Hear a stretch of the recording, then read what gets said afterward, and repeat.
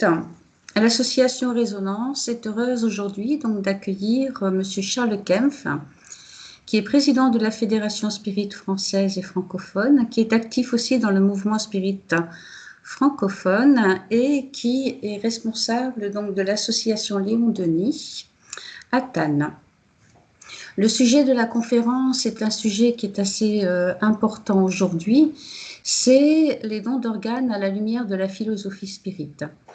Donc nous vous rappelons que vous allez pouvoir poser vos questions à la fin de la conférence, où vous avez sur la droite de votre écran levé la main, et si vous voulez vraiment intervenir, il n'y a absolument aucun problème. Voilà, donc nous vous souhaitons une agréable après-midi avec nous. Et je laisse la parole à Charles Kempf. Bonjour Charles. Bonjour Morissette, bonjour à tous. Merci beaucoup pour cette occasion d'être parmi vous aujourd'hui et de d'avoir pu creuser un petit peu ce sujet, hein, parce que j'ai jamais fait de conférence sur le don d'organes. Nous avions, comme je vais le montrer, on avait écrit un article dans la revue Spirit, donc qui avait servi pas mal, et puis ça m'a obligé à faire un peu quelques recherches, voilà, pour préparer encore un sujet qui est bien d'actualité. Voilà, et donc important donc qu'on puisse chacun y réfléchir et puis prendre les dispositions qui s'avèrent nécessaires, encore une fois en accord avec notre libre arbitre, et en demandant aussi à nos guides spirituels qui soient là et qui nous inspirent sur la meilleure résolution à prendre. Parce que paradoxalement, comme je vais le montrer un peu plus loin, parmi les personnes qui refusent les dons d'organes, de donner leurs organes, il y a un grand nombre qui font partie des religions traditionnelles. Alors les spirites, évidemment, on n'a pas de statistiques, mais il y a certainement pas mal de spirites qui se posent des questions aussi sur ce thème, hein, puisque pour un matérialiste pur et dur, lui, quand il meurt, ça y est, il n'y a plus rien, donc le corps, vous en faites ce que vous voulez, etc. Pour le spirit, c'est pas tout à fait comme ça, hein. Je reviendrai un petit peu plus tard, hein. L'âme se dégage plus ou moins vite de son corps. Et qu'est-ce qui se passe si on prélève un organe alors que l'âme n'est pas encore tout à fait dégagée? Donc voilà, ce sont des questions qui sont tout à fait opportunes et auxquelles je vais essayer de répondre. Merci beaucoup. Alors, voilà. Alors, comment est-ce que je peux avancer? Voilà, vous voyez le slide suivant, je suppose. Oui. Voilà, en guise d'introduction.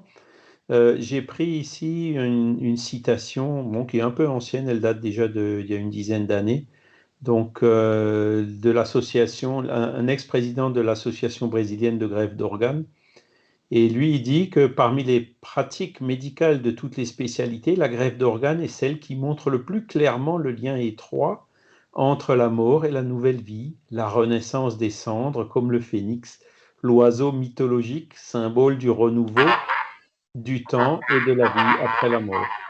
Hein, voilà. Et il a tout à fait raison, hein, parce que voilà, il y a quelqu'un qui meurt, il y a quelqu'un qui est sur le point de mourir et qui peut être sauvé. Voilà, c'est donc une question assez profonde qui touche justement à cette question de la mort, qui, un peu moins au Brésil, mais beaucoup chez nous, est encore un sujet tabou, autant dans la médecine que dans les sciences. Voilà. Alors aujourd'hui, nous sommes tous des donneurs potentiels, hein.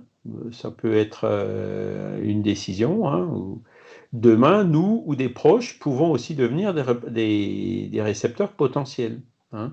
J'ai un ami qui travaillait avec moi et puis je l'ai accompagné, on était allé en Chine, à Wuhan d'ailleurs, hein, l'endroit qui est connu pour le Covid, mais bon, c'était, je sais plus, je me souviens plus exactement la date, 2008-2009. Et puis, bon, il n'était pas très bien, il était tout le temps un peu enrhumé, mais c'était quelqu'un de tout à fait normal et de tout à fait, comment dire, sain et dynamique. Et puis, bon, alors il se dit, bon, bah, il a dû choper une espèce de rhume ou de grippe, ou, enfin bref, il a dû avoir quelque chose. Et donc, bon, bah, on avait fait ce voyage ensemble, hein. Puis les Chinois, c'est parfois un peu compliqué, hein. Quand ils nous invitent au restaurant, il y a des grosses tables, qui tourne comme ça avec beaucoup de choses à manger et aussi beaucoup de choses à boire. Ce jour-là, j'ai été heureux de dire, écoute, c'était un client en plus. Je lui ai dit, écoutez, monsieur, je suis désolé, mon médecin, il m'interdit l'alcool. Il me dit, ah oui, mais quand vous aurez de nouveau droit à l'alcool, vous reviendrez. Oui, oui, je reviendrai, vous inquiétez pas. Et donc, mon ami, ben, il s'était un petit peu, par politesse, laissé aller ce jour-là. Et bref, donc, on est revenu du voyage. Et la semaine d'après, en fait, il allait pas bien. Il est quand même allé à l'hôpital pour voir. Et ben, il a été diagnostiqué d'une insuffisance rénale. Voilà. Donc, diagnostic dur, hein, c'est quelque chose d'irréversible. La dialyse, hein, il avait déjà des symptômes qu'il avait, c'était justement d'infection, hein, voilà. Et donc, il est resté, lui, pendant quelques années, dans cette file d'attente pour attendre, pour pouvoir bénéficier d'une greffe de rein. Voilà. Donc, vous voyez, c'est un ami, ça lui est arrivé du jour au lendemain, hein, et ça peut très bien aussi nous arriver à nous. Évidemment, on ne le souhaite à personne, mais il faut qu'on en soit conscient, ça n'arrive pas qu'aux autres. Voilà. Et pour d'autres personnes, hein, la question du don, est-ce que je donne mes organes ou pas, elle est aussi lointaine et distante que la mort. Voilà. C'est-à-dire, bon, ben, on verra ça plus tard, etc. Mais pareil, la mort, ça peut être dans 5 minutes, ça peut être dans 50 ans ou plus pour les plus jeunes, mais c'est quelque chose, ça n'arrive pas qu'aux autres, puisqu'on est tous sûrs à 100% qu'un jour, on y passera. Hein, voilà. Et pour ceux qui attendent un organe pour une greffe, c'est souvent l'unique possibilité de vie. Et effectivement, mon ami, là, ben, il allait une fois par semaine, ensuite 2 fois par semaine, à la dialyse, etc. Et puis donc, ben, ça se dégrade, ça se dégrade, ça se dégrade. Et puis c'est un petit peu une angoisse qu'il a vécue, hein, pour quand est-ce qu'il y aura un rein pour moi. Alors, lui, il a eu de la chance parce qu'il en a eu un, donc il a été greffé. Et après la greffe, quand je l'ai revu, hein, puisqu'il était en arrêt de travail, il m'a dit, je ne suis plus la même personne. C'est vraiment une nouvelle vie qui a commencé pour moi. Hein. À tel point, que je dirais, l'effet que ça fait de pouvoir bénéficier, en l'occurrence, là, d'une greffe de rein. Voilà. Donc, ce sont des questions qui sont assez sensibles, qui sont importantes, hein, qui touchent à la vie, comme c'est illustré dans ces citations. Alors, la science humaine, ben, elle progresse, hein, il y a le projet Génome, les recherches sur les cellules souches embryonnaires, il y a plein de thérapies maintenant qui sont développées. Ah, il y a donc un petit écho. Les greffes étaient sujettes à de nombreux cas de rejet dans le temps. Hein. Vous vous rappelez, les premières greffes du cœur, c'était pas évident du tout. Et par contre, aujourd'hui, ce sont devenues des pratiques courantes, hein, puisque il y a à la fois les tests qu'on fait avant les greffes pour vérifier les compatibilités, hein, au niveau des analyses des tissus sanguines et autres. Et il y a aussi les médicaments antirétroviraux, si je ne m'abuse, qui servent justement à éviter les phénomènes de rejet. Donc, phénomène de rejet aujourd'hui, c'est relativement rare. Voilà. Et donc, les greffes sont devenues vraiment des pratiques courantes. Bon, il y a aussi d'autres réalisations d'expériences in vivo qui visent à la régénération de cellules. Donc ça, ce sont des thérapies qui sont en train d'être développées, qui pourraient éventuellement être des alternatives aux greffes, mais qui ne s'appliquent pas dans tous les cas. Dans la majorité des cas, la seule solution, c'est quand même une greffe. Et la greffe, comme je l'ai dit, améliore significativement la qualité de la vie de la personne qui en bénéficie. Et dans certains cas, il n'y a pas d'alternative. Voilà donc ce que dit la médecine, ce que j'ai pu grappiller ici ou là concernant les greffes. Ensuite, quelques statistiques. Donc, il y a eu en 2019 une hausse de 1,6% des greffes, tous organes confondus. Donc, 5897 greffes qui ont été réalisées, comparé à 5805 l'année d'avant, en 2018. Mais cela après une baisse, puisque en 2017, il y en avait encore davantage, il y avait 6105 greffes. Hein. Donc, en continuant à creuser les statistiques, l'augmentation des greffes, elle est due au aux dons de type Maastricht 3. Donc, 459 greffes en 2019 ont pu être faites par les dons de type Maastricht 3. Je vais revenir là-dessus dans un prochain slide pour vous expliquer qu'est-ce que c'est que ces dons. Hein. Il y a eu par contre une baisse du nombre de greffes réalisées à partir de donneurs vivants, hein. Donc on verra aussi un peu plus loin que les donneurs peuvent donner des organes ou des tissus ou de la moelle ou autre, tout en étant vivants. Même des donneurs vivants peuvent donner un rein, hein, par exemple. Et donc cette baisse, il y en a eu 525 comparé à 561 l'année d'avant. Donc on voit que en fait, l'augmentation est liée aux dons de type Maastricht 3, mais que pour tout ce qui est dons volontaires, vivants ou décédés d'organes, ça a baissé, hein, entre 2018 et 2019. Voilà. Et donc, voilà la baisse du nombre de greffes issues de donneurs en état de mort encéphalique. Donc, c'était 1729 comparé à 1743. Les chiffres sont quand même relativement stables, hein. Voilà. Et le taux d'opposition, c'est-à-dire que le pourcentage de personnes qui refusent, enfin qui se sont exprimées pour refuser de donner les organes à leur mort, reste stable autour de 30%. C'est en gros, une personne sur trois ne veut pas donner ses organes après sa mort. Alors, je continue. Il y a bien sûr une pénurie qui est énorme, hein. Il y a une petite image à droite, là, c'est un petit peu flou, mais je vais vous remettre les chiffres ici. Les chiffres à droite, c'est de 2015, ceux d'ici, c'est 2019, mais vous verrez qu'ils sont très proches. Donc, il y a 23 828 patients qui attendent un donneur pour une greffe. Donc, plus de la moitié de ces personnes ne pourront pas bénéficier de greffe au rythme où ça va aujourd'hui, hein. Donc, vous voyez que une personne sur deux qui a besoin d'une greffe ne la recevra pas. Et parmi ces personnes-là, il y en a 500 à 600, hein, qui meurent chaque année, faute d'avoir été greffés. Et d'autres, donc encore une fois 500 à 600 différents, sont retirés des listes parce que leur état s'est aggravé et donc ils sont devenus non opérables. Donc ça donne un peu une idée du problème, hein. Voilà. Il y a une grosse pénurie de donneurs aujourd'hui, hein, par rapport aux besoins. Voilà. Je continue en parlant des questions d'éthique. Alors là, encore une fois, c'est des statistiques que je vous donne, hein. Pour l'instant, je ne parle pas encore du point de vue spirit. Si je vous montre comment dire, ce qu'on trouve sur les sites internet ou le site du gouvernement ou sur Wikipédia concernant les dons d'organes.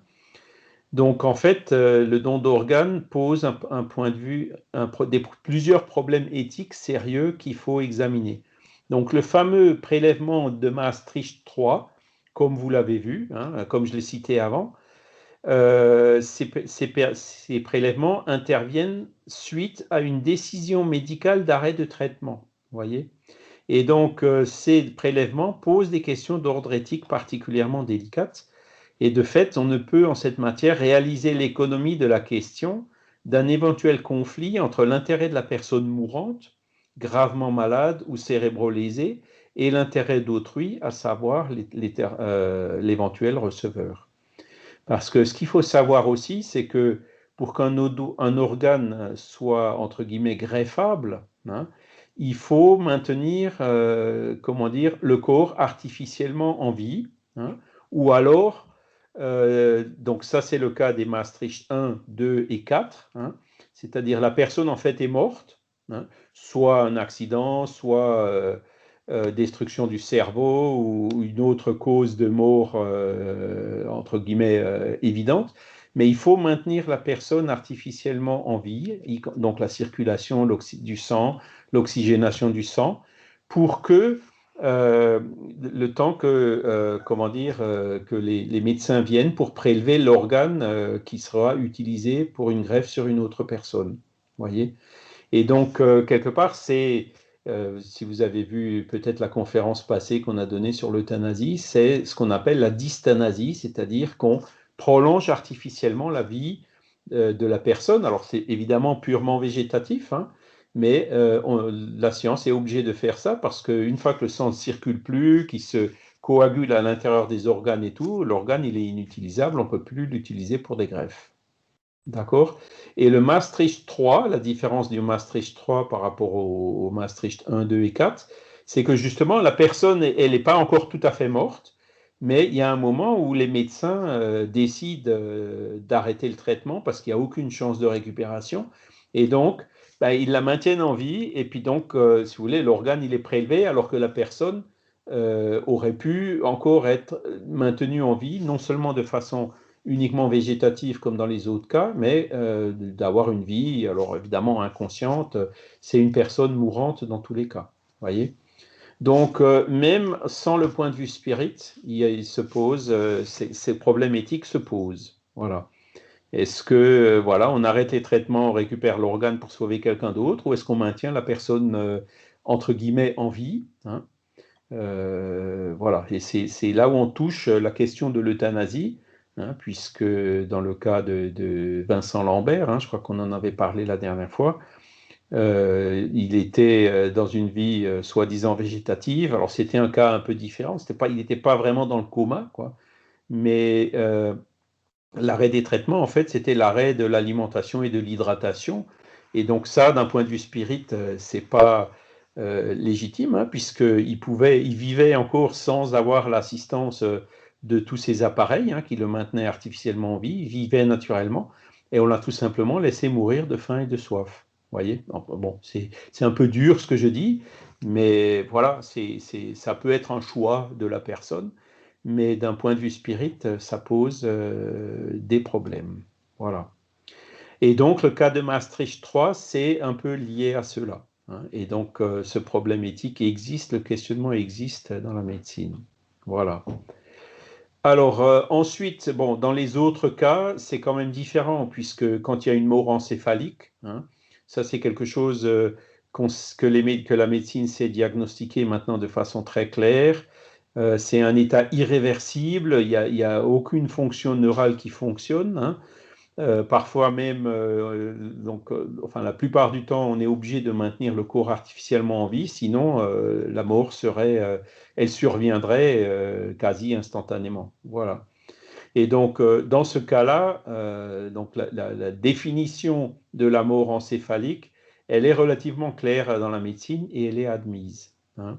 Et il s'agit donc d'une cessation irréversible de la fonction neurale, c'est-à-dire que cette personne, elle n'a aucune chance de survivre autrement que artificiellement. Donc là, on touche déjà à ce qu'on appelle la dysthanasie, c'est-à-dire maintenir artificiellement la durée de la personne en vie, même en sachant qu'elle a absolument aucune chance de se récupérer, de se rétablir, hein, de retrouver justement ses fonctions neurales hein, au niveau du cerveau.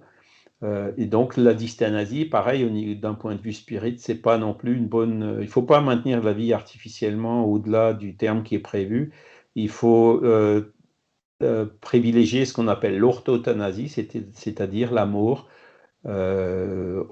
ni l'euthanasie qui est une pratique qui consiste à anticiper la mort, ni la dysthanasie qui consiste à la prolonger artificiellement trop longtemps, l'acharnement thérapeutique si vous voulez, mais plutôt l'orthothanasie, c'est-à-dire laisser la mort survenir de façon naturelle à l'instant qui était prévu. Voilà. Donc l'euthanasie n'est pas applicable dans ces cas de mort encéphalique puisque la personne elle est déjà décédée. Voyez. Donc à partir de là, maintenir artificiellement la circulation et l'oxygénation du sang pour pouvoir prélever un organe, d'un point de vue spirit, hein, c'est quelque chose qui ne pose pas de difficulté autre que celle que je vais vous présenter tout à l'heure. Voilà. Alors, que dit la loi sur hein, je vous ai dit tout à l'heure qu'il y a 30% des personnes qui se sont manifestées contraires et qui ne veulent pas donner leurs organes. En fait, si vous ne faites rien, si vous dites rien, vous êtes présumé consentant. Et c'est la loi qui dit ça. Et c'est à peu près partout en Europe, voire même dans le monde comme ça. Donc, si vous dites rien, vous êtes consentant. Voilà. Hein, et je crois que même la famille ne peut pas s'y opposer. Par contre, si vous vous inscrivez sur un registre national des refus, là, votre volonté sera respectée et donc aucun organe ne sera prélevé de votre corps après votre mort. Voilà. Donc voilà comment ça fonctionne en France. Donc il y a quand même la liberté qui est laissée à chacun de prendre la décision, oui je donne ou non je ne donne pas. Donc, il n'y a pas besoin, à l'inverse, de se déclarer comme étant donneur, même si tout ça, c'est tout à fait possible.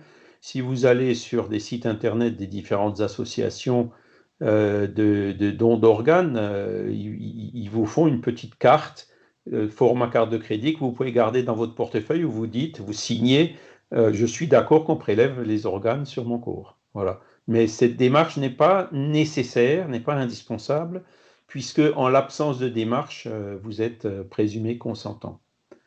Alors, autre règle, toujours sur une question éthique, en France, la loi, elle est extrêmement forte là-dessus. Tous les prélèvements doivent être gratuits et anonymes. C'est-à-dire qu'il n'est pas question de vendre un organe enfin, d'un défunt de votre famille ou quoi que ce soit.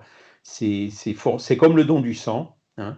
Le don du sang, ça, pour une question de bioéthique, ça doit rester gratuit. On reviendra un peu plus tard là-dessus. La mort du donneur doit être médicalement constatée par 2 médecins, hein. Donc voilà, pour être vraiment sûr qu'on ne prélève pas l'organe de quelqu'un qui est encore vivant ou qu'on peut sauver. Un entretien avec les proches, il est quand même organisé par l'équipe médicale, hein, pour les prévenir, parce qu'après, il y a la restitution du corps, enfin, il y a toutes les procédures, ça prend un certain temps, etc., hein. Donc, les proches sont informés. Alors, en continuant, il y a un certain nombre de choses, comme la moelle osseuse, un lobe hépatique, une partie du foie, donc, ou un lobe pulmonaire, une partie du poumon, ou les reins, hein, peuvent être donnés de notre vivant. C'est-à-dire que je peux, par exemple, décider demain, voilà, je suis prêt à donner un rein. Donc, toujours dans les mêmes conditions qu'on a vues tout à l'heure, c'est-à-dire c'est quelque chose qui doit être complètement gratuit. Alors, ça, c'est quelque chose qui est autorisé depuis 2004, hein. Mais vous ne pouvez pas donner un rein à n'importe qui. Voyez, il faut que vous ayez un lien de sang ou affectif avec le receveur. Donc vous pouvez donner un lien à quelqu'un de votre famille, à votre épouse, à un proche. Voyez. Et donc en 2015, sur près de 3500 greffes de reins qui ont été réalisées en France, il y en a plus de 500 qui ont été réalisées du vivant du donneur. Voilà. C'est-à-dire un père ou une mère qui a un enfant en insuffisance rénale peuvent décider, OK, je donne mon rein à mon enfant, donc le rein il est prélevé de la personne vivante et donc greffé à l'enfant. Et donc, comme on va le voir un peu plus loin, une greffe, voilà, à partir d'un donneur vivant, c'est la meilleure option en termes de survie du patient et du greffon, parce que les résultats sont supérieurs à ceux de la dialyse et de la greffe avec un donneur décédé ou un donneur tiers, hein. Parce que comme vous avez les liens en général de génétique, hein, de consanguinité, l'organe que vous donnez, il sera plus compatible avec le patient, avec celui du receveur, hein. Et donc, vous voyez, sur 3500, il y en a 500 qui ont été réalisés comme ça, hein. Donc, d'un enfant à ses parents, d'un parent à ses enfants, etc. Alors, on peut se dire, oui, mais bon, et qu'est-ce qui se passe avec le donneur? Il n'y a plus qu'un rein, donc voilà, quand on en a deux, s'il y en a un qui a un problème, ben, il y a toujours le deuxième, hein. Quand on a 2 yeux, 2 oreilles, il y a une certaine redondance, hein, qui fait que quand on a un accident sur un œil, ben, on peut au moins encore voir avec l'autre. Eh ben, on se rend compte que le risque, en fait, il est extrêmement faible. C'est-à-dire que déjà, si une personne elle a un risque de développer une insuffisance rénale, elle va le développer sur les 2 reins en même temps. Et le fait de donner un rein n'augmente pas du tout le risque d'insuffisance rénale. Voilà, donc le risque, en fait, il est extrêmement faible. Certaines études montrent même que la mortalité, la survie des personnes qui ont donné un rein, elle est même plus longue que les personnes qui n'en ont pas donné, voyez. Et d'autres études montrent qu'il y a quand même 0,0 quelques pourcents de personnes qui présentent des problèmes à cause de ça. Mais vous voyez, donc c'est quelque chose le risque existe, il n'est pas nul, mais il est très faible. Donc là, vous voyez le geste, hein, qui est déjà admis maintenant légalement et dans la médecine de pouvoir donner un organe, en l'occurrence là, un rein, de notre vivant. Alors ça, par contre, ça génère un autre gros problème. Eh ben, c'est les abus, quoi. C'est les trafics d'organes. Donc là, moi, j'ai été assez sidéré quand j'ai vu ça hier. Près de 10% des 70 000 reins qui sont transplantés chaque année à travers le monde viennent d'un trafic d'organes, c'est-à-dire qu'en fait l'organe a été vendu. Et vendre un rein, donc évidemment en France c'est strictement interdit, mais il y a certains pays, comme vous le voyez, la Chine, l'Inde, le Pakistan, l'Égypte, le Brésil, les Philippines, entre autres, hein, c'est ceux où le trafic est le plus important, et ben, il y a des personnes qui vendent leurs reins, et donc un rein, ça se vend, l'ordre de grandeur, c'est entre 50 000 et 100 000 euros. Voilà. Donc c'est pas anodin, et il y a beaucoup de personnes, surtout dans les pays pauvres, qui le font. Voilà.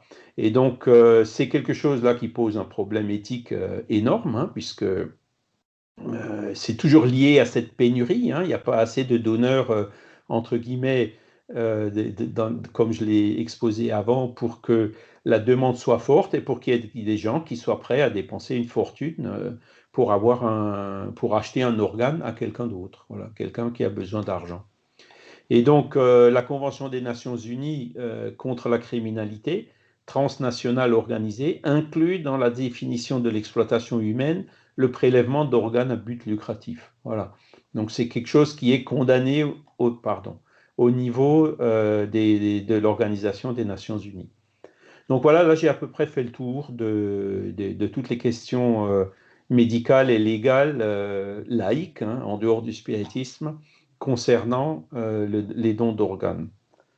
Alors maintenant, ben, on va passer au point de vue spirit. Alors évidemment, Alan Kardec, à l'époque, les greffes, ça ne se faisait pas tellement, ça ne se faisait même pas du tout. Donc, quand vous cherchez dans Alan Kardec quelque chose qui parle du don d'organes, vous ne trouverez pas, hein. Par contre, on trouve dans la philosophie spirit des principes généraux. Par exemple, une personne qui prend le risque de sa vie pour sauver un malfaiteur qui court le risque de sa vie. Vous voyez, il y a un certain nombre de questions comme ça qui sont posées. Et ce qui gouverne dans la philosophie spirit, c'est la charité. Voilà, tout dépend de l'intention. Si vous le faites avec une bonne intention, si vous le faites dans le but de sauver, voilà, ce sera quelque chose qui sera toujours légitime. L'argent, c'est pareil, l'abus qu'on vient de voir, ça sera quelque chose on peut en déduire très clairement aussi d'un point de vue spirit que c'est quelque chose qui n'est pas admissible, hein. Alors, je continue donc bon, alors voilà les autres livres d'Alan Kardec. Donc, conscient de ce problème et comme on essaie toujours de traiter des thèmes d'actualité dans la revue Spirit et puis maintenant en plus dans les conférences, hein, ben, on avait fait le premier trimestre 2012 un article dans la revue Spirit sur le don d'organes. Donc, je ne sais pas si vous vous rappelez de cette revue, de ce numéro et de cette couverture. Donc, pour lequel on avait en fait contacté une association, donc je crois que c'est France Ado, ADOT, hein, qui avait fait une campagne magnifique, comme la photo que vous voyez, là, ils nous avaient autorisé à utiliser ces photos dans la revue Spirit.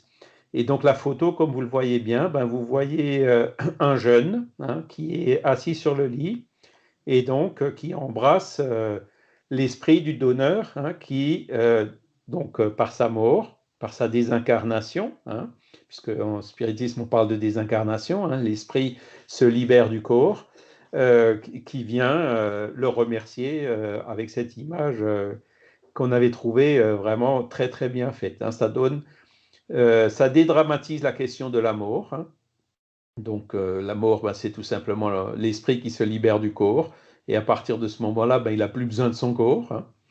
Et le fait qu'une autre personne, en fait, elle n'avait pas d'autre choix, et vous avez permis à cette autre personne de continuer à vivre. Donc c'est vraiment présenté comme un acte d'altruisme et de charité.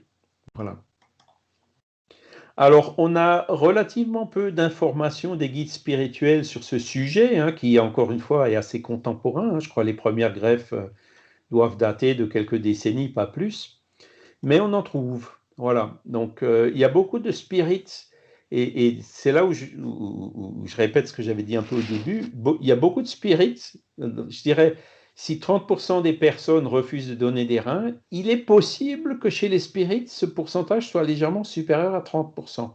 En tout cas, chez les religieux, il l'est, hein, parce qu'il y a certaines religieux religions, comme par exemple la religion israélite, d'après ce que j'ai vu, qui interdisent de donner des organes. C'est dans les dogmes de leur religion que c'est pas admis, voyez. Chez les spirites, il n'y a pas d'interdit, hein, comme je vous l'explique comme on le dit toujours, et puis comme j'essaie de vous l'expliquer ici, hein, c'est laissé au libre choix de chacun. Hein. Alors, attendez, hop, voilà, parce qu'il y a une réunion qui commence avec le groupe de TAN, là, mais bon, c'est Marcia qui s'en occupe, mais du coup, comme je suis dans le groupe, ça vient de m'appeler. Voilà. Et donc, en plus, au Brésil, il y a beaucoup de spirites qui disent, oui, mais Chico Xavier, il avait refusé de donner son corps à la science, donc il était contre les dons d'organes. Et ça, c'est une grosse confusion, parce qu'en fait, il avait refusé de donner son corps à la science, qui est autre chose. Hein. Les scientifiques, ils voulaient justement disséquer son cerveau pour essayer de comprendre si dans son cerveau, il y avait quelque chose de spécial au niveau anatomique qui pouvait expliquer sa médiumnité. Donc là, évidemment, Chico, il a tout à fait le droit de refuser ça, et il l'a refusé. Il n'a pas voulu que son corps soit comme ça, disséqué à la science. Il a dit, si je meurs, vous l'enterrez, et puis terminé. Voilà. Donc, ils utilisent un faux prétexte. Chico n'a jamais été contre donner des organes, au contraire. Donc, on a retrouvé une interview qu'il a donnée à la télévision Tupi en 1964, où il disait « La greffe d'organes, selon les esprits savants, est une question très légitime de la science, très naturelle et doit être menée à bien. » Voilà, donc d'un point de vue scientifique, c'est tout à fait bien. Les esprits ne croient pas que la greffe d'organes soit contraire aux lois naturelles. Il est bien naturel que, en nous détachant du corps physique, nous donnions les organes encore fonctionnels à des compagnons qui en ont besoin afin qu'ils puissent en faire une utilisation bénéfique. Donc voilà l'opinion de Chico Xavier sur les greffes d'organes. Donc, si quelqu'un vous dit Chico était contraire, vous pouvez dire non, non, c'est faux. C'est une mauvaise excuse, je dirais. Hein. Alors, je continue. Johanna de Angelis par Divaldo Pereira Franco. Véritable bénédiction, la greffe d'organes donne l'occasion de poursuivre une existence physique en condition de moratoire, par lequel l'esprit continue son périple organique. En fin de compte, la vie dans le corps est un moyen pour atteindre la plénitude, qui est la vie elle-même bouillonnante et réelle. Voilà. Donc oui, oui et oui, elle aussi tout à fait favorable. Le don d'organes qui permet de prolonger la vie de chacun, qui lui permet de profiter, elle parle de moratoire, mais de vivre plus longtemps pour pouvoir bénéficier au maximum de cette incarnation pour évoluer, hein, pour devenir meilleur, parce que le fait que vous receviez un organe, c'est une expérience qui doit être forte au niveau d'une vie, hein, puisque il y a quelqu'un qui est mort et qui vous aide à survivre. Donc, forcément, c'est quelque chose qui va en vous développer au moins la gratitude. Vous voyez, la gratitude par rapport à ce que vous avez reçu. Et donc, c'est une expérience de vie, je dirais une opportunité très, très forte, justement pour notre propre évolution. Je continue, Divaldo Franco lui-même maintenant, qui dit « Si la miséricorde divine nous alloue un organisme physique sain, il est juste et valable, après que nous ayons utilisé ce patrimoine, de l'offrir grâce aux conquêtes précieuses de la science et de la technologie à ceux qui sont venus avec des carences afin de leur permettre de poursuivre leur parcours. » Donc, vous voyez, Divaldo et Johanna de Angelis, ils sont favorables aux dons d'organes. Hein. Un autre auteur brésilien qui est décédé il y a quelques années, mais que j'aime beaucoup, je crois qu'on a 2 livres de lui traduits en français, hein, Qui a peur de la mort, et puis l'autre, Tout ce que vous devez savoir sur le suicide, des livres qui sont excellents, très très bien écrits.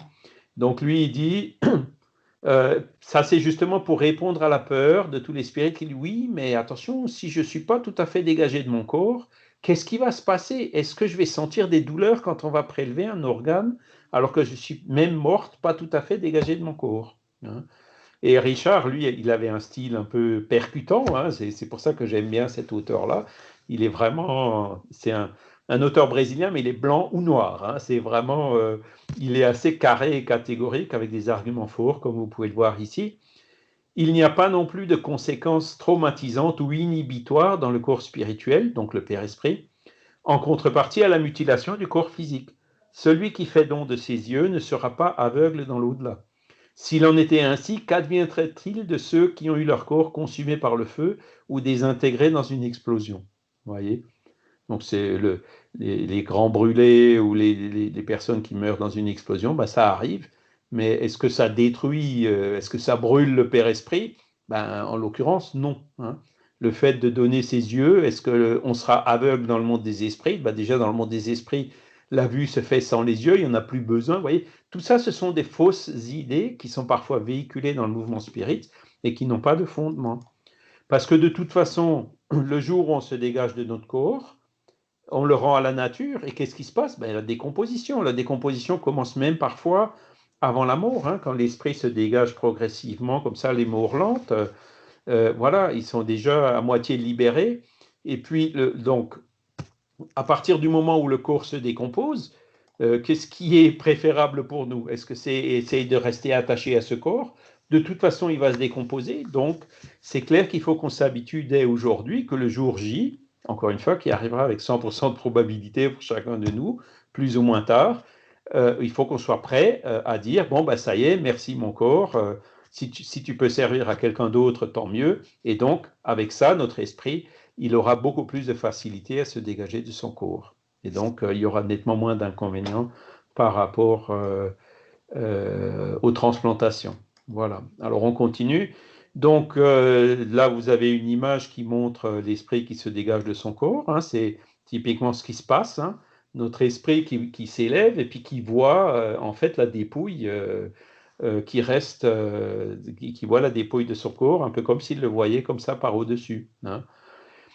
Et Alan Kardec, il décrit ça très bien dans plusieurs de ses ouvrages, déjà dans le livre des esprits, hein, que je vais vous montrer ici, la question numéro 155, mais il en parle aussi beaucoup dans Le ciel et l'enfer, hein, la deuxième partie, le premier chapitre qui s'appelle Le passage, et que je vous encourage à relire, hein, on ne va pas rentrer dans tous les détails ici. Dans la question 155, Kardec il dit, ou les esprits lui répondent, l'esprit se dégage peu à peu de ses liens. Il se dénoue et ne se brise pas. C'est-à-dire que le dégagement, il n'est pas instantané. Hein. L'observation prouve qu'à l'instant de la mort, le dégagement du Père-Esprit n'est pas subitement complet. Il ne s'opère que graduellement et avec une lenteur très variable selon les individus. Chez les uns, il est assez prompt et l'on peut dire que le moment de la mort est celui de la délivrance, à quelques heures près. Mais chez d'autres, ceux surtout dont la vie a été toute matérielle et sensuelle, donc ceux qui sont attachés en fait à leur corps physique, hein, le dégagement est beaucoup moins rapide et dure quelquefois des jours, des semaines et même des mois, hein, ce qui n'implique pas dans le corps la moindre vitalité ni la possibilité d'un retour à la vie, mais une simple affinité entre le corps et l'esprit, affinité qui est toujours en raison de la prépondérance que, pendant la vie, l'esprit a donnée à la matière. Donc ça illustre un peu ce que je vous ai dit avant. Hein. Le corps, il est là, on s'en sert pour évoluer, mais le jour où on meurt, merci, au revoir. Vous voyez, c'est pas une bonne idée que d'essayer d'y rester attaché, puisque comme voilà, qu'on vous prélève un organe ou pas, qu'on vous maintienne artificiellement en vie ou pas, ben y a la décomposition qui se fait, et donc il vaut mieux dire, il vaut mieux, je dirais, qu'on se prépare justement à le quitter, hein, le jour où il nous servira plus à rien. Et Alan Kardec, il est allé plus loin à la question 257 du livre des esprits. Alors, il a fait ce qu'on appelle un essai théorique sur la sensation chez les esprits. Alors, il y a des esprits qui disent qu'ils ont mal, qu'ils ont chaud, qu'ils ont froid, et donc il a essayé d'analyser pourquoi est-ce que les esprits, ils ont encore des sensations qui ressemblent à celles qu'ils avaient de leur vivant. Et donc, Kardec, il explique clairement que c'est le corps qui est l'instrument de la douleur. Hein. C'est sinon la cause première, du moins la cause immédiate. L'âme a la perception de cette douleur. Donc, du corps, ça va au Père-Esprit, du Père-Esprit, ça va dans l'âme. Et la perception de la douleur dans l'âme, c'est l'effet qui vient du corps. Et le souvenir que l'âme conserve de la douleur peut être très pénible, mais ne peut avoir d'action physique. C'est-à-dire une personne qui avait beaucoup de douleur avant de mourir, une fois qu'elle est morte, dégagée de son corps, théoriquement, elle va continuer à sentir une douleur, mais cette douleur n'aura pas, ça ne proviendra pas du corps, puisque le corps, il ne fonctionne plus, il n'est plus là. Voyez ? Et donc, ni le froid ni la chaleur ne peuvent désorganiser les tissus de l'âme ou du père-esprit. L'âme ne peut ni se geler ni brûler. Dégagé du corps, l'esprit peut souffrir, mais cette souffrance n'est pas celle du corps, encore une fois. La douleur qu'ils ressentent n'est donc pas une douleur physique proprement dite, c'est un vague sentiment intime dont l'esprit lui-même ne se rend pas toujours un compte parfait, précisément parce que la douleur n'est pas localisée et qu'elle n'est pas produite par des agents extérieurs. C'est plutôt un souvenir qu'une réalité, mais un souvenir tout aussi pénible. Et en fait, nous, on a connu une personne qui était, comment on appelle ça déjà, des personnes qui pensent constamment être malades. Le nom, le nom m'échappe. Hypochondriaque. Hypochondriaque, exactement, merci beaucoup. Et donc, cette personne se plaignait toujours d'avoir mal au genou, d'avoir mal ici, d'avoir mal là-bas. Elle allait voir le médecin et le médecin lui disait mais non, vous avez rien. Ah bah ce médecin il est pas bon. Enfin, vous voyez, bon, c'est des choses que vous connaissez probablement des personnes qui sont hypochondriaques. Et en fait, elle s'est désincarnée d'une crise cardiaque, hein, alors que voilà, c'est pas là qu'elle voyait, je dirais, le problème, mais c'est par là qu'il est survenu. Et ensuite, donc, il y a eu une perception, enfin, c'était pas vraiment médiumnique, enfin si, c'était un peu médiumnique, donc que cette personne-là se plaignait encore d'avoir des douleurs au genou, etc., plusieurs mois après sa mort, vous voyez. Donc, c'est le souvenir, le fait d'avoir ça marqué dans notre esprit, en fait, hein, c'est pas dans notre cerveau, c'est dans notre esprit, qui fait que les personnes hypochondriaques peuvent continuer à sentir des douleurs même après la mort. Et c'est exactement par ce mécanisme que Alain Kardec il explique là. Hein. C'est plutôt un souvenir qu'une réalité.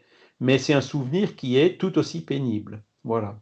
Donc là, encore une fois, le mieux, c'est prenons les problèmes à la racine, évitons de tomber dans ces travers et voilà, ça nous libérera d'autant plus facilement le jour J.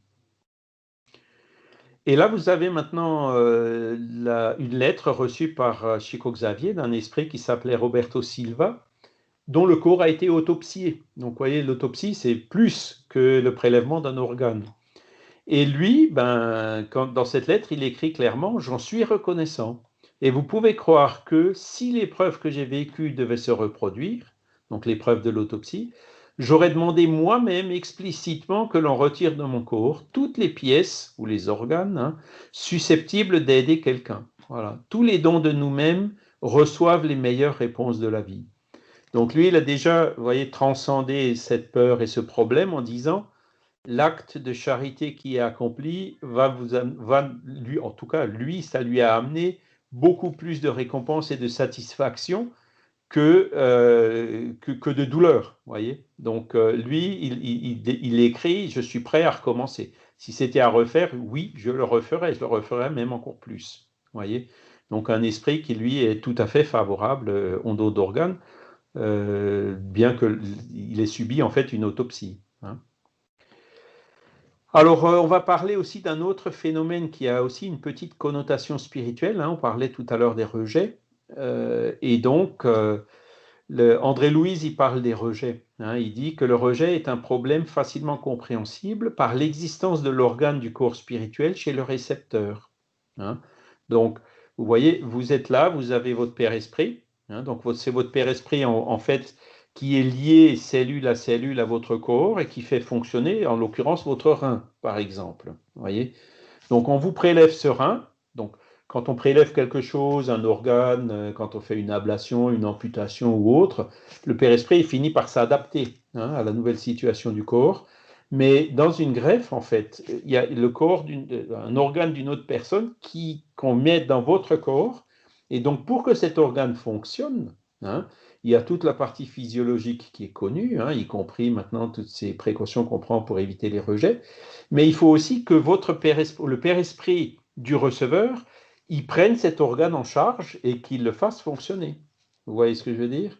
Donc, la médecine explique un certain nombre de choses, mais on voit là que ça peut être un petit peu plus complexe qu'on ne le pense a priori. Voilà.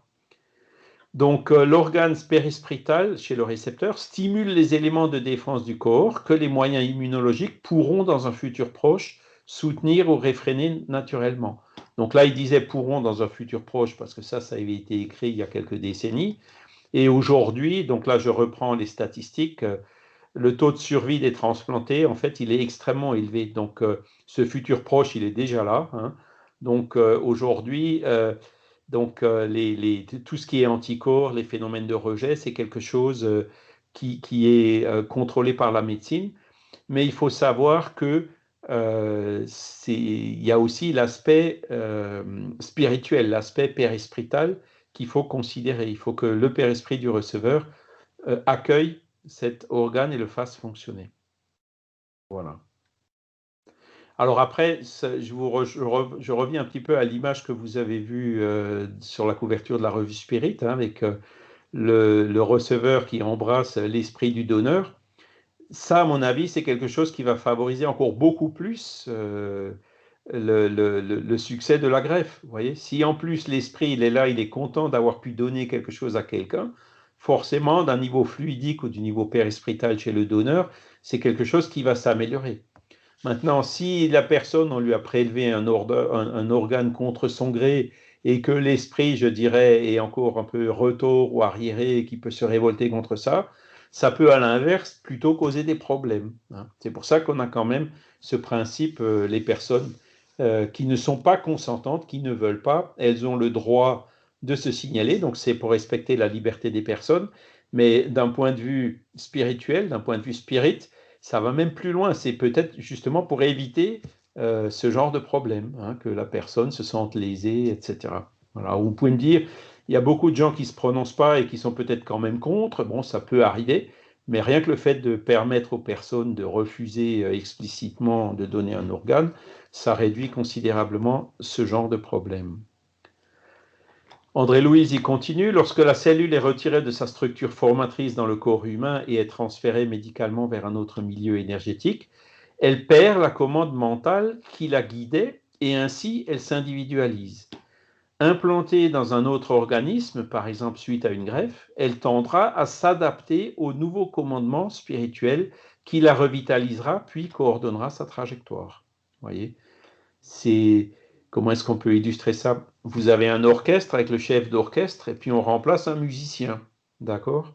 Donc le musicien, il aura peut-être un peu de mal au début à rentrer dans le rythme et tout, mais il s'adaptera et finira par suivre les directives du chef d'orchestre. Et puis dans le corps humain, le chef d'orchestre, ben, c'est l'esprit qui est là et qui donc dirige, hein, fluidiquement toutes les cellules, toutes les parties du corps. Alors toujours Johanna De Angelis, sur le même sujet, en transférant l'organe vers un autre corps, automatiquement le père-esprit de l'incarné commence à l'influencer, voyez, automatiquement, en le moulant selon ses besoins, ce qui exigera du patient récepteur l'amélioration morale urgente. Donc là, elle dit aussi, elle va plus loin, hein, elle dit même le récepteur, en fait, il bénéficie d'un moratoire, hein, comme on l'a dit plus tôt, et il faut qu'il en profite justement pour s'améliorer moralement, pour évoluer, pour faire quelque chose de bien, hein. Ça ne lui est pas donné, entre guillemets, de façon complètement inutile, hein. Afin que sa carte, elle continue donc, d'épreuve soit également modifiée par sa réforme intime, générant de nouveaux éléments déclencheurs pour le bonheur recherché et qu'il ne mérite peut-être pas encore. Voilà. Donc, encore là, elle va dans le sens de dire que il faut que les récepteurs profitent de ce moratoire qui leur est donné, donc pour, encore une fois, développer la gratitude, comme je l'ai déjà expliqué, et comme on le voit sur cette autre image, hein, vous voyez, toujours de cette association France Ado, hein, qui avait fait cette campagne il y a quelques années, ben, c'était juste avant qu'on publie la revue, et où vous voyez là, encore une fois, donc d'une personne qui a bénéficié d'une greffe qui remercie l'esprit désincarné de la personne qui a donné cet organe. Et vous en avez donc une troisième ici. Voyez. Donc, il faut vraiment le voir comme ça. Je pense que ces images nous, on les avait particulièrement appréciées à l'époque parce que, en fait, elles résument très très bien le message, quoi. Qu'est-ce que c'est qu'un don d'organe? Ben, c'est un acte de charité. Hein. C'est quelque chose dont on n'a plus besoin après la mort, et donc qui peut servir à quelqu'un d'autre. Donc, voilà, même sans attendre la gratitude en retour, c'est un acte de charité, il faut le faire. Voilà. Donc, le don d'organes pour les greffes n'affectera pas l'esprit du donneur volontaire. Pourquoi? Parce que si en plus vous partez de ce principe-là, que vous dites, OK, je suis prêt à donner mon organe, ben, le jour où vous mourrez, même si vous avez un peu de difficulté ou c'est un peu plus lent que prévu pour se dégager de votre corps, etc., vous inquiétez pas, il y a des guides spirituels qui seront là, vous serez d'une certaine manière anesthésié. Et comme le témoignage de l'esprit que je vous ai montré tout à l'heure, la satisfaction d'avoir pu aider quelqu'un qui était dans une situation difficile, elle supplantera de loin, même s'il y a un ou deux petits inconvénients au début. Hein. C'est comme quand vous donnez du sang, eh ben, il y a une aiguille, quand vous pique, ça fait un peu mal, mais ensuite vous avez la satisfaction d'avoir pu donner du sang. Vous voyez, il faut vraiment le voir comme un acte de charité. La loi naturelle, elle est juste. Hein. Le don d'organes est une précieuse opportunité, pardon, il y a une erreur là, parmi tant d'autres mises à notre disposition pour l'exercice de l'amour et de la charité, et apportera des mérites à notre esprit immortel sur son parcours évolutif. La charité est volontaire et désintéressée. Chacun évolue selon son libre arbitre. C'est encore une fois tous ces principes de base qu'on voit dans la philosophie spirit et qu'on peut très bien appliquer à une question comme le don d'organes qui n'avait pas été traitée explicitement et spécifiquement dans la codification, dans les livres de Kardec, mais les principes, ils étaient déjà là, donc voilà, à nous de les appliquer. Là encore, vous voyez, il faut savoir adhérer à cette foi raisonnée. Il y a des choses qui sont logiques, il y a des choses qui ne sont pas logiques, il y a des peurs qui sont justifiées, il y a des peurs qui ne sont pas justifiées. Donc les peurs qui ne sont pas justifiées, il faut les renverser grâce à cette logique. Il n'y a de foi inébranlable que celle qui peut regarder la raison face à face à tous les âges de l'humanité. J'ouvre une petite parenthèse par rapport à ça. Je suis pas mal passé dans des appareils d'IRM ces dernières années. Et les appareils d'IRM, pour ceux qui connaissent, c'est vraiment un tube. Moi, je suis obligé de plier un peu les épaules parce que sinon, ça rentre pas dans le tube, tellement il est étroit. Et le tube, en fait, il est très long. Il fait, je sais pas, 1,50 m de long. Donc, quand vous avez la tête au milieu, vous êtes vraiment au milieu de quelque chose, d'un espace extrêmement confiné. Et j'ai toujours eu énormément de difficultés à me contrôler, à contrôler en fait la claustrophobie. Et 2, 3 fois, j'étais sur le point de taper des mains et des pieds pour dire sortez-moi de là, j'en peux plus. Et d'ailleurs, il y a beaucoup de personnes qui ne peuvent pas faire d'IRM à cause de ça, à cause de ce problème de claustrophobie. Et d'ailleurs, aujourd'hui, il y a des appareils d'IRM qui sont beaucoup plus ouverts, justement pour les personnes qui sont claustrophobes. Mais bon, dans la ville de Belfort où j'habite, il n'y a pas ce genre d'appareil. Pour avoir ce genre d'appareil, il faut aller à Paris, Lyon, Strasbourg. Voilà, donc j'étais bien obligé de rentrer dans ce trou-là. Et quand je suis arrivé, j'ai parlé avec l'opérateur de l'IRM en lui disant, écoutez, je suis un peu claustrophobe, essayez de me laisser trop longtemps la tête au milieu, parce que après, quand on vous fait, comment dire, un IRM du ventre, il y a la tête qui dépasse de l'autre côté du trou, donc c'est un peu plus supportable. Et en fait, ce type-là, il a, avec une seule phrase, il a complètement fait disparaître la claustrophobie que j'avais. Il m'a tout simplement dit, mais vous savez, monsieur, il n'y a jamais personne qui est resté coincé dans un appareil d'IRM. Et là, j'ai réfléchi, je me suis dit, ben ouais, effectivement, il a tout à fait raison. Donc voilà, toutes les peurs qu'on peut avoir, les phobies et autres, ben, il y a quelquefois des moyens extrêmement simples, justement par le raisonnement, qui montrent, c'est comme la phobie des reptiles, des animaux, tout ça, ce sont des choses qui se travaillent. Et quand on voit que c'est quelque chose qui n'est pas justifié, qui n'est pas en accord avec la raison, eh ben, on peut très bien enfin, en tout cas, moi, ça m'a énormément aidé à travailler contre ça. La peur, c'est la peur de l'inconnu à partir du moment où on connaît, à partir du moment où il y a le raisonnement que c'est plus quelque chose d'inconnu.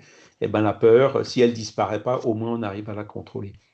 Et donc la foi spirit, c'est une foi raisonnée et qui nous permet justement de travailler, de vaincre les appréhensions qu'on peut avoir par rapport à l'amour ou par rapport au don d'organes, hein, compte tenu des inconvénients que je vous ai présentés. Voilà, et donc le lemme d'Alan Kardec, là aussi, c'est le premier qui s'applique à tout ça, c'est Or la charité, point de salut. Voilà, ben, j'en ai terminé par rapport à ce que je voulais vous dire, donc je suis à votre disposition si vous avez des questions.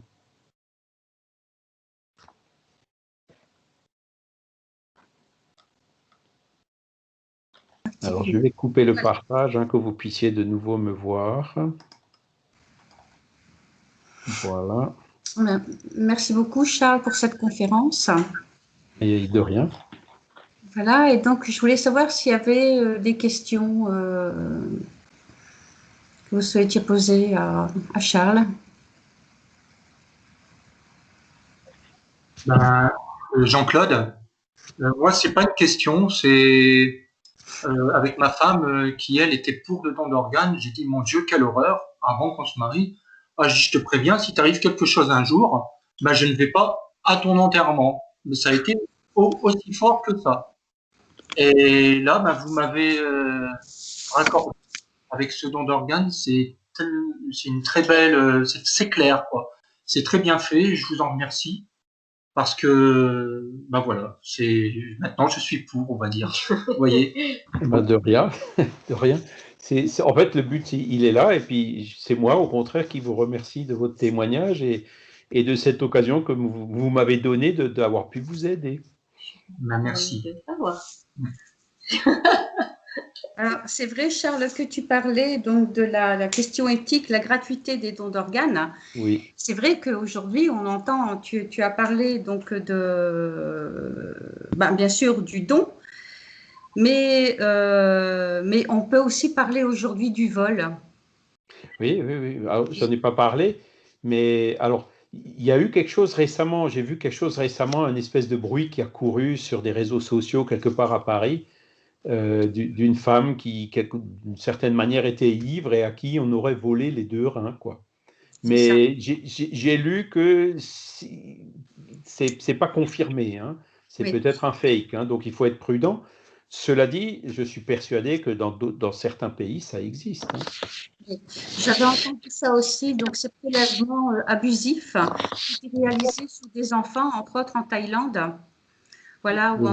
dans des pays comme ça, je ne sais plus où est-ce qu'il y avait eu le tsunami, mais voilà, ils en étaient arrivés là, quoi, à voler les organes des enfants. Voilà. Oui. Ensuite, moi, j'ai repris. Morissette, juste alors peut-être pour le coup, le livre, on le voit pas, hein. Ah bah oui. Oh. Donc là, il faut enlever le fond de. Ah oui. Ah, si, ça y est. Quand tu Voilà. le mets devant toi, Notre vie dans l'au-delà, donc c'est Marlène Nobré. Marlène Elle en Nobré. parle. Oui. Elle parle pas mal, donc elle parle de la dialyse, elle parle des dons de la cornée, elle parle donc de l'action et de la reconstruction du périsprit dans le monde spirituel. Voilà. Et moi, j'avais une question par rapport à ça, c'est que je ne sais plus dans quel livre j'ai cherché, mais je ne trouve plus. Donc, il est écrit que les organes principaux se trouvent, donc du corps physique, se trouvent aussi dans le corps spirituel.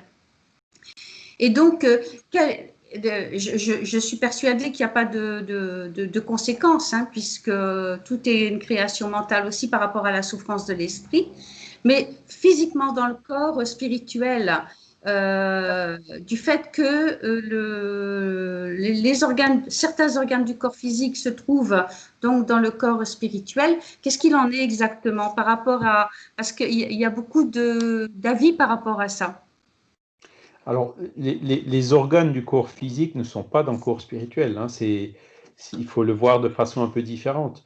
C'est en fait notre corps avec son Père-Esprit, hein, qui va venir se connecter, hein, molécule à molécule, disait Kardec, donc moi je dirais plutôt cellule à cellule, avec l'embryon dès la conception, hein. Et donc qui va expliquer cette embryogénèse, effectivement, la différenciation des cellules souches, hein, qui sont identiques au départ, et aussi donc le développement géométrique du corps dans les 3 dimensions, hein. Et il y a des cellules qui vont monter au niveau d'autres qui vont descendre dans les bras, dans les pieds, etc. Et donc, ce qui guide cette embryogénèse, c'est bien la présence de l'esprit et de son Père-Esprit. Et donc, c'est le Père-Esprit, si tu veux, qui, quelque part, va développer ces cellules pour former, tu parlais des yeux, par exemple, hein, pour former ses yeux. Donc, ce n'est pas, comment dire, les yeux qui sont dans le Père-Esprit, mais quelque part, il y a effectivement un moule, hein, le principe organisateur, le modèle organisateur biologique qui existe dans le Père-Esprit et qui fait que le corps se développe pour donner le corps humain tel que celui du bébé qui naît ou tel que le nôtre, avec le phénomène du vieillissement, etc. Hein. Maintenant, voilà, encore une fois, si on t'ampute, si tu perds un doigt, ton Père-Esprit, ben, il va s'adapter. Hein. Si tu perds un œil ou les deux yeux, ben, tu perdras effectivement la vision. Hein. Mais ton Père-Esprit, lui aussi, ben, quelque part, il s'adaptera. Il n'y a pas tu vois. Et le jour où tu te réincarneras dans une autre vie, donc il existe effectivement parfois certaines lésions qui restent dans le Père-Esprit et qui se transmettent sur une autre vie. Donc ça arrive principalement dans les cas de suicide, hein, où là, comment dire, le Père-Esprit, ben, qui se trouve violemment éjecté de son corps, il n'a pas le temps, hein, de s'adapter, de faire l'adaptation, comme quand tu continues avec ta vie, avec le fluide vital et tout.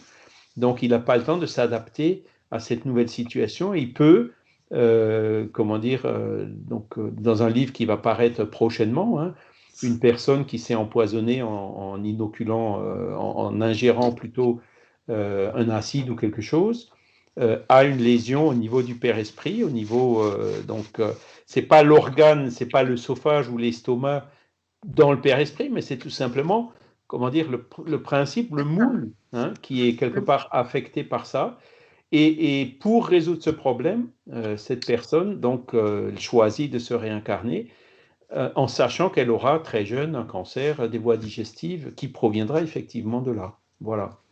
Donc ça, c'est dans ce cas-là. Maintenant, par rapport au prélèvement d'organes, c'est différent puisque la personne, elle est déjà décédée, il n'y a plus de fluide vital, le détachement se produit déjà au niveau du corps, et donc à ce niveau-là, il n'y a pas de conséquences. Et même, je dirais, une personne qui donne un rein de son vivant, donc vous avez vu, les statistiques le montrent, hein, ça c'est des statistiques médicales, cette personne-là, son espérance de vie, elle n'est pratiquement pas, elle est pas affectée. Il y a certaines études qui montrent que l'espérance de vie est plus longue, certainement par le fait d'avoir une satisfaction, d'avoir pu aider quelqu'un, un proche ou quelque chose. Hein. Et donc, que là aussi, donc tout ce qui est Père-Esprit, c'est tout à fait bien adapté à cette situation où la personne, elle n'a plus qu'un seul rein. Donc, le Père-Esprit, si tu veux, qui formait le deuxième rein, bah c'est certainement, comment dire, recyclé, redéveloppé quelque part ailleurs dans cette physiologie de l'âme. Hein. Et c'est vrai que Marlène, elle rentre pas mal dans ce genre de considération avec André Louis, qui notamment a bien aussi creusé et expliqué ces choses-là. Oui, parce que Marlène Nopré, il y a un paragraphe donc, dans le livre Notre vie dans l'au-delà où elle parle de la reconstruction du Père-Esprit. Et donc, elle donne en fait, elle écrit peu. Hein, elle a utilisé donc, des messages de Chico Xavier. Et on voit qu'il y a un esprit qui est. Donc, c'est surtout dans les morts traumatisantes, en fait. Hein, oui. Et que cet esprit est hospitalisé. Et il nous dit aussi qu'il va avoir une intervention au niveau pulmonaire, tu vois. Donc, c'est vrai que l'esprit qui arrive de l'autre côté, pour certains, ne sont même pas conscients qu'ils sont morts. C'est ça. Donc, c'est assez compliqué pour eux de se dire, est-ce que ça appartient à mon corps physique? Est-ce que ça appartient... Ils n'ont même pas conscience du corps spirituel. Donc, pour eux, tout est une réalité vraiment très difficile. Hein, et on entendait aussi il y a même eu un film là-dessus, que lorsque l'on recevait un organe, lorsqu'on était greffé, parfois la pensée de l'esprit pouvait donc interférer sur la pensée donc la pensée du donneur interférer sur la pensée du receveur. Qu'est-ce que Voilà, tu veux dire j'en par ai rapport à parlé ça? très rapidement de ça, hein. Hmm. Donc voilà, quand il y a une gratitude qui se fait comme les images qu'on a vues, ça c'est le cas idéal, quoi. Parce que là, au contraire, ça augmente les chances de réussite. Par Hmm. contre, comment dire, quelqu'un à qui on a volé, par exemple, un organe ou l'esprit qui voulait pas qu'on le prélève et tout, et qui se révolte contre ça, peut poser des problèmes, hein, ne serait-ce même des problèmes spirituels classiques, genre perturbation, obsession ou autre, hein. Hmm. Voilà, mais c'est pas le cas général. C'est pas le Oui. cas général, et c'est pour ça que là encore, le spiritisme est pour la liberté et appuie, soutient. Si vous ne voulez pas, vous n'êtes pas obligé de donner. Donc, allez, au contraire, on vous encourage même en tant que spirit. Si vous ne voulez pas, si vous ne sentez pas prêt, inscrivez-vous dans ce registre et là, vous êtes sûr que vous n'aurez pas de problème. Voyez, c'est le respect de la liberté de chacun qui passe avant tout. Après, c'est sûr que toute cette mécanique au niveau du Père-Esprit et tout, c'est un petit peu plus complexe, hein. Donc là aussi, merci à Marlène d'être entrée là-dedans. Ouais. Mais c'est vrai que là aussi, ça mériterait. Le jour où la médecine admettra le Père-Esprit et commencera à rentrer dans ce genre de sujet, comme l'a fait Marlène Nobré et que continue à le faire les médecins spirites, à mon avis, là aussi, il y aura énormément de progrès au niveau de la médecine, hein. Quand on traitera pas seulement le corps, mais aussi le Père-Esprit, quand on fera ben déjà aujourd'hui, on le voit, hein, il y a les données qui le prouvent, hein, quand on fait de l'allopathique et du spirituel ou des passes magnétiques ou autres en parallèle, eh ben, on augmente, on a beaucoup des résultats bien meilleurs, en particulier dans des domaines comme la psychologie ou la psychiatrie. Quand c'est des esprits tiers, des perturbations, des choses comme ça. Et, Voilà. dès l'instant que c'est un acte d'amour, faut pas se poser de Ouais, questions. ouais. Voilà, Donc, moi, je l'ai la carte, hein. ouais. Au début, ça m'a aussi fait oups, mais qu'est-ce qui se passe si je suis pas tout à fait dégagé? Qu'est-ce qui se passe si c'est une mort violente, un accident? Parce que c'est là en général qu'on arrive, que les organes sont encore le plus utilisables, hein. Et ben derrière, je me suis dit, ouais, non, oublie, hein. De toute façon, quand tu as un accident, le mieux que tu as à faire, c'est de te tailler, de te dégager de ton corps le plus vite possible. Et donc, si ça peut servir à quelqu'un, à la limite, ce sera même mieux parce que ça t'aidera à te tailler encore plus vite. Donc, voilà le raisonnement pragmatique que j'ai fait il y a quelques années, il y a une vingtaine, une trentaine d'années, ben, quand j'ai dans mon portefeuille une carte en disant je donne. Voilà. Parce que ce n'est pas le don d'organes qui va faire que nous ne sommes pas bien dégagés du corps physique. Non, Donc voilà, il ne faut pas se poser de questions, quoi. c'est même l'inverse, hein. Je Oui, dirais, l'un don d'organes, ça peut nous aider à nous dégager plus vite. Donc, tout c'est, à à mon fait. avis, plus bénéfique. Et donc, c'est pour ça que je vous ai montré cette lettre qu'a reçue Chico Xavier. Lui, il disait, si c'était à refaire, je le referais. Hein, parce qu'il dit, ça m'a apporté beaucoup, beaucoup plus d'avantages et de bénéfices que d'inconvénients, hein. Vous donnez du sang, ça vous pique, après il faut mettre un sparadrap. Parfois, comment dire, la veine met du temps à se coaguler, puis ça vous fait parfois un bleu, hein. Mais bon, après, voilà, moi-même, je suis passé à l'hôpital il n'y a pas longtemps, j'ai eu une hémorragie, j'ai reçu, comme ils disent, 3 steaks, hein. J'ai été perfusé avec 3 poches de sang, et merci aux donneurs qui avaient donné ce sang, que moi j'avais donné tant que je pouvais. Bon, maintenant, malheureusement, pour un certain nombre de raisons, ils ne le veulent plus, hein. Mais j'ai été heureux d'avoir pu donner du sang dans ma vie, parce que j'ai senti dans ma peau, quand on en a vraiment besoin, ben, on est content de l'avoir. Voilà, donc c'est encore une fois le sentiment de charité qui prédomine. C'est ça. Donc Jean-Pierre, tu as une question? Oui. Charles, tu as parlé au début de ton intervention de ton ami qui avait eu une greffe et qui disait qu'il avait changé complètement de comportement. Alors ma question est la suivante, c'est lorsqu'on reçoit un don d'organes, est-ce que ça influence le receveur au niveau caractère ou comportement? Ben, c'est le message de Johanna De Angelis que j'ai montré l'explique bien, hein. Et lui, donc mon ami, il a effectivement réagi comme ça. Il a dit, voilà, alors c'est anonyme, hein, il ne connaît pas le donneur, mais bon, il sait juste si que c'était un homme ou une femme, il n'en sait pas plus, hein. Mais lui, en fait, il commençait à dépérir, hein, à courir dans les dialyses et tout, à se sentir mal et tout. Et avec un rein, ben, il disait c'est une nouvelle vie qui a commencé pour lui. Et c'est là d'ailleurs où il est venu me voir, où il a commencé à me poser des questions sur le spiritualisme. Il a commencé à s'ouvrir à un certain nombre de questions comme ça. Donc effectivement, lui, ça l'a énormément aidé. Alors, je l'ai un peu perdu de vue puisqu'il avait pris sa retraite et il n'est plus dans la région. J'ai su un peu plus tard qu'il avait eu après d'autres problèmes de foie. Voilà, bon, bah, ça c'est son parcours de vie. Mais en tout cas, cette greffe de rein, je suis sûr que ça lui a fait énormément de bien, aussi dans son évolution spirituelle. Merci Charles. Est-ce qu'il y a d'autres questions? Joël? Non, pas de questions particulières. Ça m'a particulièrement plu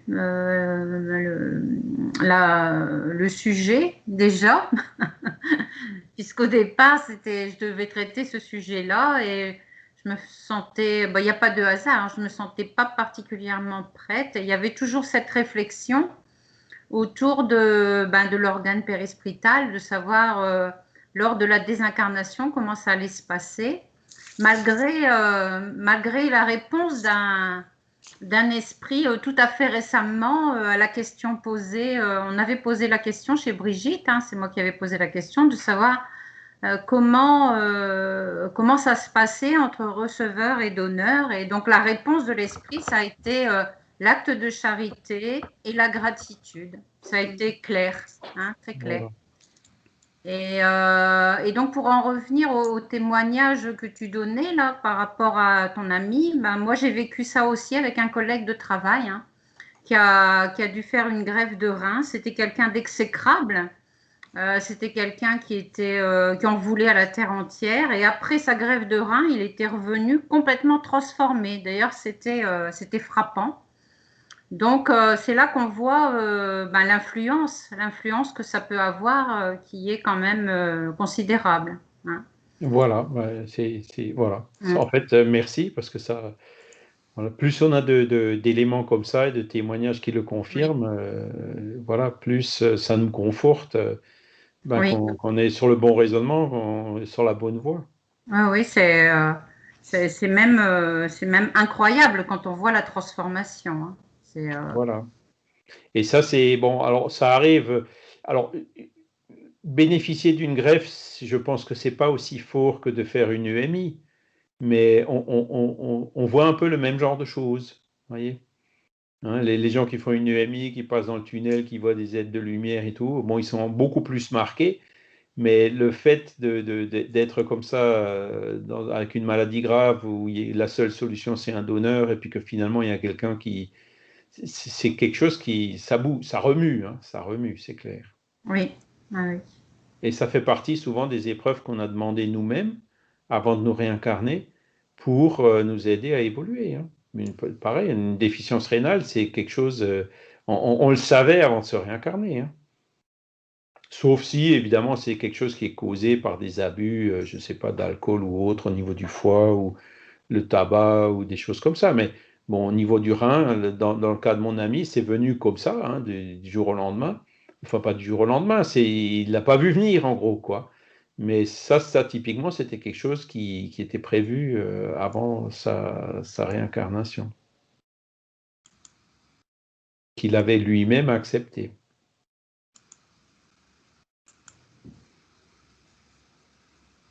Très bien. Donc, écoutez, j'essaie de passer la conférence, la prochaine conférence, donc qui va se faire qui va se faire le 4 décembre, donc à 20h30 sur Zoom. Vendredi prochain, oui. Voilà, et donc c'est Jean-Jacques Dubois qui va réaliser cette conférence.